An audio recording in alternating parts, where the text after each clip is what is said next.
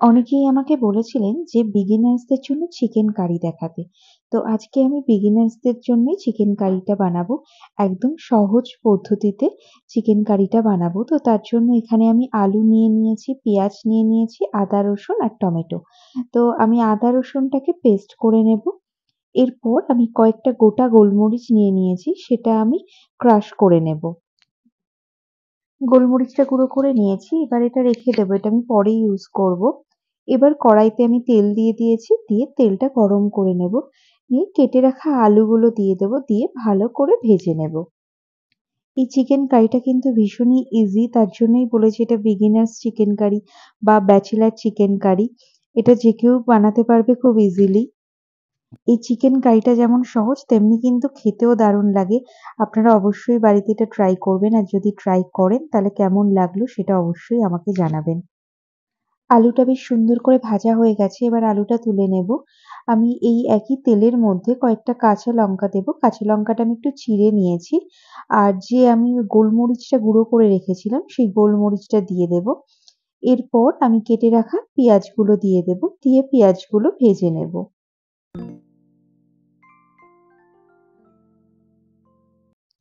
পেঁয়াজটা আমার মোটামুটি ভাজা হয়ে গেছে। এখানে আমি আদা রসুন বাটাটা দিয়ে দেব। দিয়ে আমি ভালো করে আবার ভেজে নেব। আদা রসুনটা দিয়ে আমি একটু ফ্রাই করে নেব। কারণ আদা রসুনের একটা কাঁচা স্মেল থাকে সেটা যাতে চলে যায়। এরপর আমি দিয়ে দেবো রাফলি কেটে রাখা টমেটো। এরপর একে, একে গুঁড়ো মসলাগুলো দিয়ে দেবো। এখানে আমি নুন 1 টিস্পুন দিয়েছি। আর হলুদটা আমি দিয়েছি 1/2 টিস্পুন। মসলাটার নিচটা একটু লেগে যাচ্ছে তার জন্য একটু নেড়েও দেব। এরপর আমি 1 টিস্পুন ধনে গুঁড়ো দিয়েছি। আর 1 টিস্পুন আমি জিরে গুঁড়ো দিয়েছি। এরপর এখানে আমি 1/4 টিস্পুন লঙ্কা গুঁড়ো দিয়ে দিয়েছি। আমি লঙ্কা গুঁড়োটা একটু কমই দিয়েছি। আপনারা আপনাদের টেস্ট অনুযায়ী এটা দেবেন। আর কাশ্মীরি লঙ্কা গুঁড়োটা আমি 1 টিস্পুন দিয়ে দিয়েছি। দিয়ে আমি মসলাটা ভালো করে কষিয়ে নেবো যতক্ষণ না মসলা থেকে কাঁচা গন্ধটা চলে যায়। মসলাটা আমার রেডি হয়ে গেছে। মসলাটা থেকে তেল ছেড়ে দিয়েছে। এবার আমি চিকেনটা এড করে দেবো। এখানে আমি 600 গ্রাম চিকেন নিয়েছি। চিকেনটা এড করে দেওয়ার পর ১ম ৫ মিনিট গ্যাসের ফ্লেমটাকে হাই হিটে করে এটা কষিয়ে নেবেন। আর কন্টিনিউয়াসলি নাড়তে থাকবেন নাহলে নিচটা কিন্তু লেগে যাবে। ৫ মিনিট আমি হাই হিটে ভালো করে কষিয়ে নিয়েছি। ৫ মিনিট পর গ্যাসের হিটটাকে লো করে দেব। দিয়ে আমি আরো ৫ মিনিটের জন্য কভার করে দেব। ৫ মিনিট পর ঢাকনাটা খুলে চিকেনটা একটু ভালো করে নাড়াচাড়া করে নেব।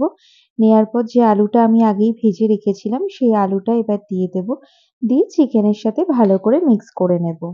আলুটা দেওয়ার পর চিকেনটার সাথে আলুটা আমি ২ মিনিট মতন কষিয়ে নিয়েছি। এরপর আমি জল দিয়ে দেব। জলটা অবশ্যই পরিমাণ মতন দেবেন। যতটা ঝোল আপনারা রাখতে চাইছেন ততটা দিয়ে দেবেন। এরপর চিকেনটা ঢাকনা দিয়ে দেবো। দিয়ে লো ফ্লেমে রান্না করে নেবো। চিকেনটা যাতে ভালোভাবে সেদ্ধ হয়ে যায়। আমার এখানে সময় লেগেছে ১৫ মিনিট। ১৫ মিনিট পর ঢাকনাটা খুলে আমি একটু গরম মসলা দিয়ে দিলাম। গরম মসলাটা দেওয়ার পর আরো ২ মিনিট গ্যাসটা অফ করে দিয়ে আমি ঢাকনাটা বন্ধ করে রেখে দেবো। চিকেনটা একদম রেডি হয়ে গেছে সার্ভ করার জন্য। ভিডিওটা যদি কোথাও আপনাদের ভালো লাগে তাহলে অবশ্যই একটা like, comment, share and subscribe করে দেবেন। আজকের মতো তাহলে জানাই টাটা।